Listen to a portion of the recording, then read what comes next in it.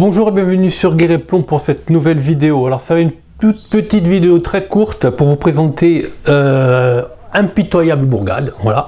Alors Impitoyable Bourgade, c'est un supplément qui est sorti il n'y a pas très longtemps pour Dungeon World, mais si je vous en parlais, c'est parce que en fait vous pouvez adapter ce petit supplément sympathique à des tas de systèmes de jeu, même vos systèmes de jeu préférés, même Donjon Dragon, peu importe. Voilà. Mais d'abord, il faut expliquer ce qu'est Dungeon World. Alors Dungeon World, en apparence, c'est un peu comme le Canada Dry de Donjon Dragon. Ça ressemble à Donjon Dragon, ça a l'apparence Donjon Dragon, les anciennes éditions, un peu OSR, mais en fait ce n'est pas Donjon Dragon. C'est-à-dire que vous avez des personnages qui sont créés de même manière que Donjon Dragon, de la même façon, à peu près avec les mêmes caractéristiques, etc. Système de D6 pour définir les caractéristiques. Le système de jeu est un D20, mais il y a des différences que l'on peut deviner très rapidement. C'est que déjà à la base, il n'y a pas de compétences, il y a ce qu'on appelle des actions. Alors chaque joueur, chaque personnage est défini par des actions. Alors vous avez une grande catégorie de personnages, comme vous allez le voir aussi dans un autre petit supplément qui s'appelle En Terre Sauvage, qui est un peu ce qui précède Impitoyable Bourgade, où là il y a des personnages en plus. Donc il y a des personnages qui sont définis et ils n'ont pas des compétences mais des actions. Voilà. Donc vous avez des actions de départ qui sont en fonction de chaque classe ou chaque métier de personnage, et au fur et à mesure que vous grimpez de niveau, vous avez droit à des actions supplémentaires. Alors ça ne veut pas dire que vous avez le droit de faire cette action, ça veut dire simplement que quand vous faites cette action, vous avez un bonus, un bénéfice quelconque. Voilà. En gros c'est ça. Mais la différence n'est pas que là, la différence est aussi dans le système de jeu à lui-même. C'est-à-dire que dans Dungeon World, c'est le système qu'on appelle Powered by Apocalypse, c'est-à-dire que la construction de l'aventure se fait en collaboration entre les joueurs et le meneur de jeu. C'est-à-dire que le meneur de jeu à la base va construire un squelette, ce qu'on appelle un front, c'est-à-dire un espèce de scénario assez générique. Il va disposer dans ce scénario différents éléments à droite et à gauche, et c'est les joueurs qui vont développer tous les petits côtés du scénario en fait, et le meneur de jeu va improviser sur les pensées des joueurs. Ça fait que on arrive quelquefois à des situations complètement inattendues où le meneur de jeu, c'est vrai, doit faire preuve d'un assez don d'improvisation, mais aussi ce qui est intéressant aussi, c'est que les joueurs se sentent vraiment impliqués dans le déroulé de l'histoire, ne se sentent pas menés par le bout du nez, parce que quelquefois dans un scénario, on a tendance à dire que le scénario est dirigiste. Alors avec Powered by Apocalypse, c'est tout sauf ça, hein.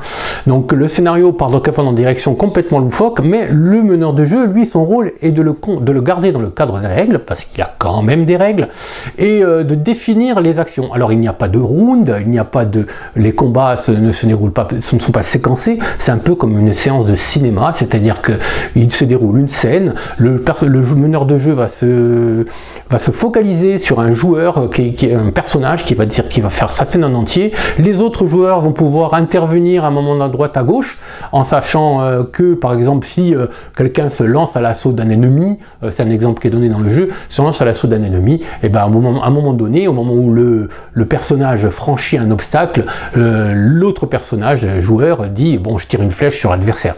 Voilà. Alors comment ça se passe? En fait, le meneur de jeu ne lance jamais les dés.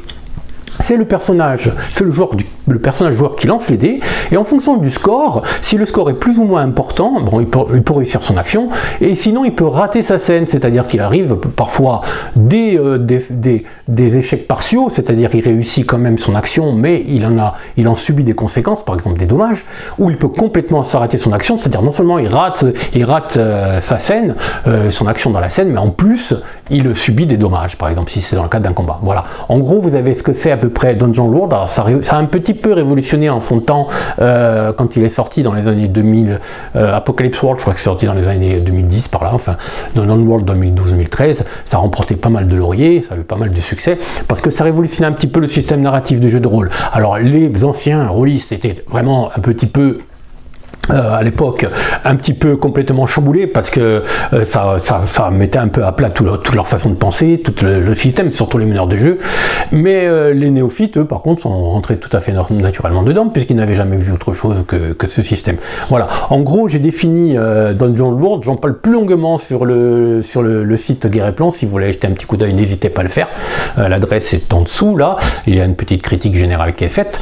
Voilà, il me semblait à peu près nécessaire de reprendre un petit peu les principes de Dungeon World pour vous présenter tout d'abord En Terre Sauvage. Alors En Terre Sauvage, c'est le premier qui est sorti.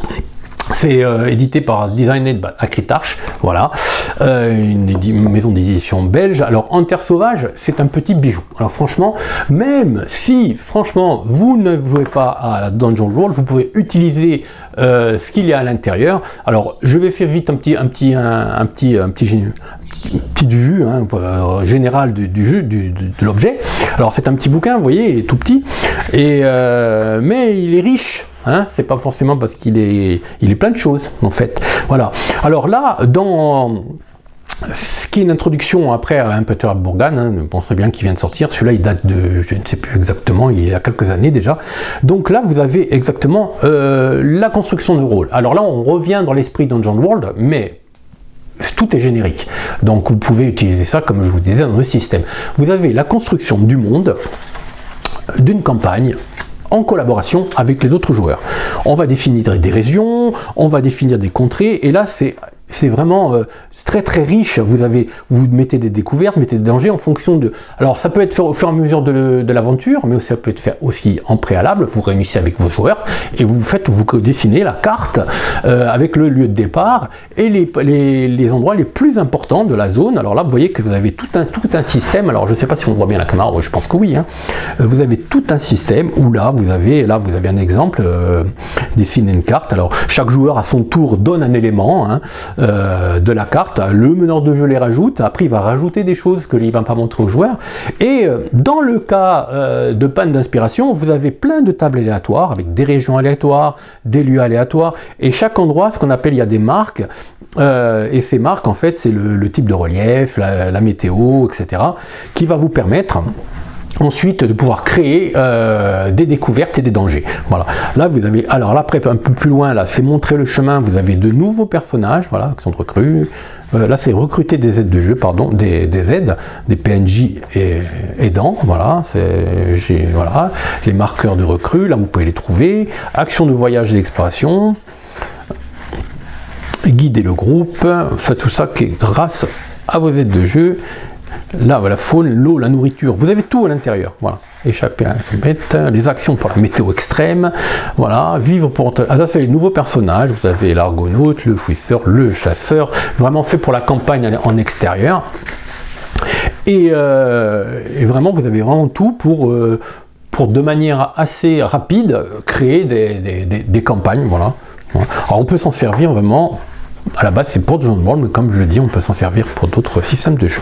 Les découvertes, là, vous avez plein de tables aléatoires, c'est vachement bien fait. Il suffit de lancer les dés. Vous pouvez lancer les dés au fur et à mesure de l'aventure, comme dans Dungeon World, c'est-à-dire au fur et à mesure que les joueurs décident de faire des choses, vous décidez de ce qu'ils vont trouver, et les joueurs vont construire autour de vous l'intrigue. C'est eux qui vont meubler le scénario, en fait. C'est un petit peu pour les meneurs de jeu un petit peu fainéants. Là, vous avez des tas de PNJ avec les contextes, on tire avec des tables aléatoires. Là, vous avez la construction d'un donjon. Voilà. Vous voyez toutes ces tables aléatoires, occasionnelles, etc. Suivre son instinct. Voilà, là vous avez ce qu'on appelle les terres sauvages, et était fourni avec En Terre Sauvage, vous avez 2 jeux de cartes. Alors là c'est encore mieux. Si vous avez vraiment des petits soucis au niveau de l'inspiration, en fonction de l'endroit, vous allez tirer par exemple 3-4 cartes, je crois que c'est ça, vous allez en choisir 3, et en fonction des cartes, les marqueurs qui existent, par exemple ici c'est marais enchanté labyrinthique, si ça correspond à l'endroit où se trouvent les joueurs, vous pouvez faire la rencontre, voilà. Alors la rencontre c'est impression, un brouillard dense et nauséabond, la chaleur de l'eau et le gargouillement des gaz en surface, des remous sous les lentilles d'eau et des bruits autour de vous, la tête vous tourne. Voilà, pour ce regard fou dans le regard de vos compagnons. Voilà. Là, vous avez plein d'inspiration, c'est pas mal fait aussi.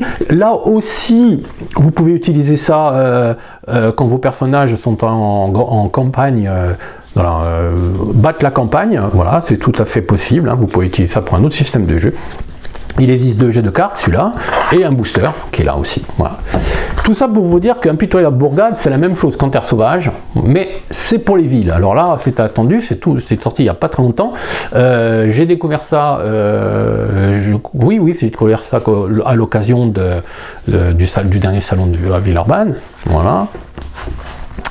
Et là, c'est la même chose. Voilà, vous avez le pari-ergot. Alors, vous avez la construction. Alors là, évidemment, ce n'est plus par région, c'est par quartier. Et vous avez tout un système de marqueurs, pareil, avec les factions. Vous pouvez dessiner votre ville. Alors, en collaboration aussi avec les joueurs. Et certains détails, vous pouvez les ajouter si vous réservez des surprises à vos joueurs. Et là, vous avez les différents marqueurs. Alors, les marqueurs, là, c'est évidemment, on n'est plus dans les falaises, etc. On est plutôt dans les besoins, dans les guildes, etc. Vous avez plein de choses qui sont... voilà. Alors, là, vous avez un exemple, par exemple, village Haute-Rive, site le Vert Rouge, les bourgs, forteresses...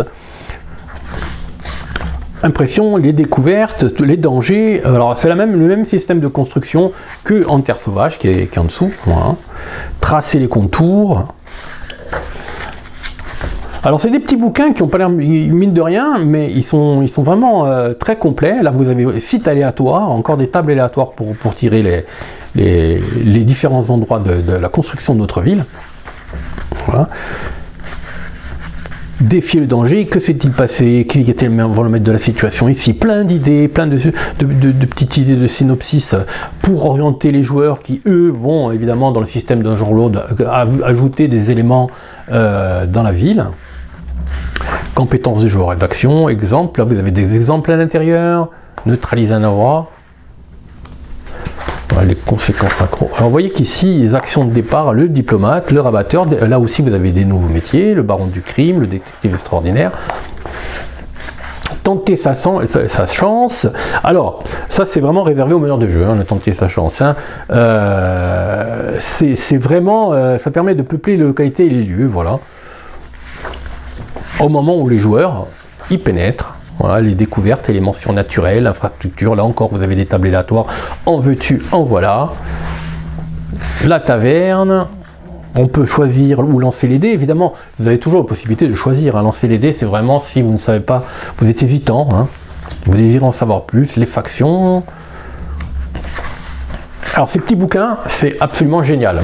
Moi, je m'en sers pour d'autres choses, parce qu'on a joué un petit peu dans Dungeons & Dragons, on n'y joue plus, on a choisi de jouer sur d'autres supports, mais je m'en sers aussi pour meubler mes campagnes, hein. Quand j'ai un petit, je suis en manque d'inspiration, j'utilise ces petits bouquins pour peupler certains endroits, etc., pour créer mes propres campagnes et mes propres scénarios. Voilà. Respecter la rue. Alors celui-là, je ne l'ai pas encore complètement potassé. Bon, je l'ai déjà lu une fois, je ne l'ai pas relu en long et large en travers, parce que mes joueurs sont plutôt en ce moment, ils sont plutôt en extérieur, hein, ils ne sont pas vraiment en ville. Mais franchement, je pense que je vais aussi m'en servir. Il y a un index à la fin. Alors voilà, tout ça, c'est des petits ouvrages, des petits utilitaires qui sont vraiment bien sympas. C'est pas cher du tout. Vous pouvez les trouver évidemment dans tous les magasins de jeux de rôle. C'est édité par Acritarch, voilà, que je salue, hein, et que je remercie aussi pour ces petits bouquins qui sont bien sympathiques. Et j'espère que ça va vous donner quelques petites inspirations à consulter. Alors ces bouquins, vous pouvez aussi les trouver. Je crois qu'ils sont aussi disponibles en numérique, hein, si vous voulez télécharger en PDF. Je crois que c'est possible aussi. Mais ça, il faut vraiment que j'en suis pas sûr. Voilà. Alors, si vous avez apprécié cette petite vidéo, cette très courte vidéo qui présenter Impitoyable Bourgade et en Terre Sauvage et un petit résumé de ce qu'est Dungeons & Dragons, j'espère que vous avez un petit peu saisi de quoi je parle. N'hésitez pas à la partager cette vidéo avec vos amis, à la signaler par un petit pouce en dessous. Et si vous n'êtes pas encore déjà abonné à Garrett.tv, n'hésitez pas à le faire, ça nous aide beaucoup. À bientôt.